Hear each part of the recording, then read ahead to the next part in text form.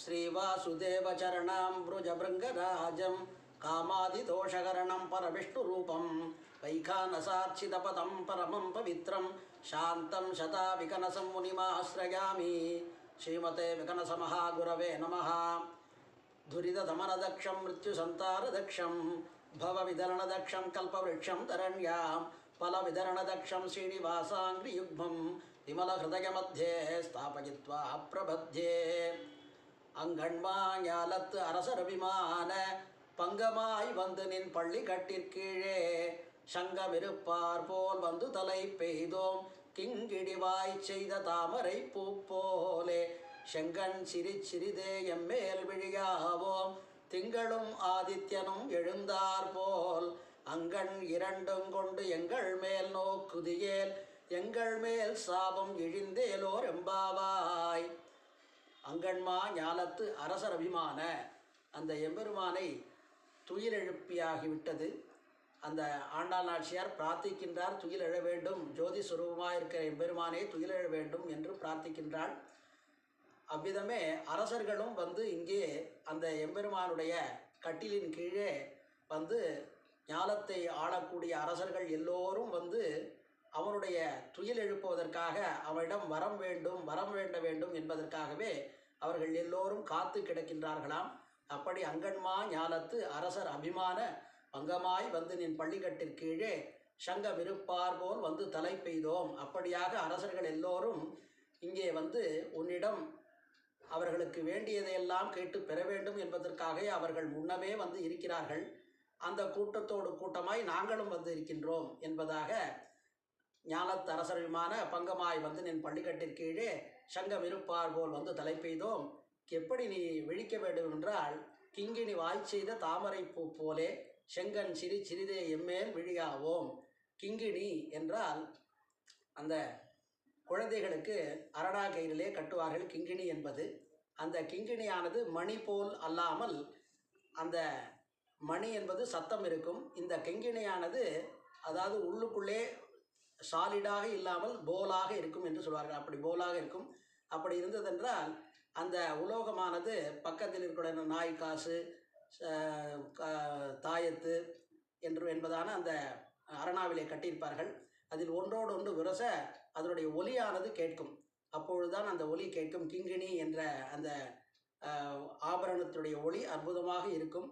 அப்படி அந்த கிங்கிணியிலே நடுவிலே ஒரு விரிசல் மாதிரி இருக்கும், அது விரிந்த மாதிரி இருக்கும். அதுதான் அப்படி விழிக்க வேண்டும் நீ என்று ஆண்டாள் பிரார்த்திக்கிறாள். கிங்கிணி வாய் செய்த, அப்படி வாய் பிளந்ததைப் போல, கிங்கிணி வாய் பிளந்ததைப் போல உன்னுடைய திருக்கண்ணானது மலர வேண்டும். கிங்கிணி வாய் செய்த தாமரை பூ போலே, அந்த தாமரை பூ போன்ற கண்களை நீ கிங்கிணி எப்படி அப்படி சிறிதான அளவிலே விலகி இருக்கிறதோ அதுபோல் நீங்கள் பார்த்தாலே போதும். கிங்கிணி வாய் செய்த தாமரை பூ போலே செங்கண் சிறிதே எம்மேல் விழியாவும். அப்படி கொஞ்சமாவது கருணையுடன் உன்னுடைய பார்வை, உன்னுடைய திருஷ்டியானது எங்கள் மேல் கொஞ்சமாக பட்டாலே போதும், நாங்கள் செய்த பாவங்களெல்லாம் தொலைந்துவிடும் என்பதாக நாச்சியார் பிரார்த்திக்கிறாள். செங்கல் சிறிதே எம்மேல் விழியாவும் திங்களும் ஆதித்யனும் எழுந்தார் போல் என்று எம்பெருமானுடைய அந்த இரு விழிகள், ஒரு விழியானது சூரியனும் மற்றொரு விழியானது சந்திரன் என்றே வேதங்களும் உரைக்கின்றன. அப்படியே விஷ்ணு சகஸ்ரநாமத்திலும் பூபாது யஸ்யநாபிர் வியதசுரனில சந்திர சூரியௌசநேத்ரே என்று சொல்லப்பட்டுள்ளது. அப்படி எம்பெருமான் மிகவும் அற்புதமான அந்த பூமியிலிருந்து ஆகாயம் வரை வளர்ந்தவனாக இருக்கின்றான். அண்ட சராச்சரங்களெல்லாம் தன்னுடைய வயிற்றிலே வைத்து கொண்டிருக்கின்றான். சூரியனும் சந்திரனும் அற்புதமான அவனுடைய கண்களை போன்றிருக்கின்றன என்பதான வருணனையானது சொல்லப்பட்டுள்ளது. அதை கொண்டே ஆண்டாள் நாச்சியாரும் இங்கே சாதிக்கின்றால், ஆதித்யனும் ஆதித்யனும் எழுந்தார் போல் செங்கன் சிறிதே எம்மேல் விழியாவும் திங்களும் ஆதித்யனும் எழுந்தார் போல், நிலவும் சூரியனும் போல திங்களும் ஆதித்யனும் எழுந்தார் போல் அங்கண் இரண்டும் கொண்டு எங்கள் மேல் நோக்கிதியே எங்கள் மேல் சாபம் இழிந்தேலோர் எம்பாவாய். அப்படி நீ சிறிதாக எங்களை பார்த்தாலே எங்களுடைய சாபங்கள், எங்களுக்கு ஏதும் சாபம் ஏற்பட்டிருந்தால், நாங்கள் ஏதும் பாவங்கள் செய்திருந்தால் அவை எல்லாம் பொடி பொடியாக விலகிவிடும் என்று தாயார் பிரார்த்திக்கின்றார். அப்படி இந்த எம்பெருமானுடைய அந்த கருணை விழிகள், அவருடைய பார்வை நமக்கு பட்டதினாலே நமக்கு எல்லா விதமான சௌக்கியங்களும் கிடைக்கும். அதற்காகவே நாம் கோயில்களுக்கு சென்று எம்பெருமானை சேவிக்கும் பொழுது அற்புதமாக நாம் அவனை முழுவதுமாக திருவடி முதல் திருமுடி வரை அற்புதமாக அவனை நாம் சேவிக்க வேண்டும். அவனுடைய அந்த கடாட்சம் பட்டுதென்றாலே நமக்கு பாவங்கள் எல்லாம் தொலைந்துவிடும். அதற்கு இங்கே ஒரு திருஷ்டாந்தத்தை சொல்லுவார்கள்.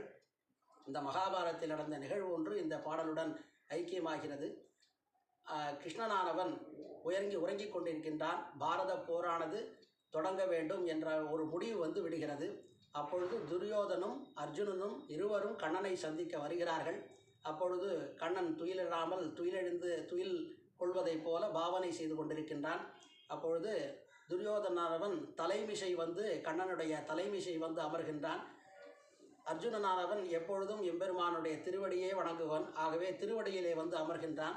அப்படி இருக்கும் பொழுது கண்ணனானவன் விழி திறக்கும் பொழுது அந்த அர்ஜுனனை பார்த்து, அர்ஜுனா எப்பொழுது வந்தாய் என்று எம்பெருமான் வினவுகின்றான்.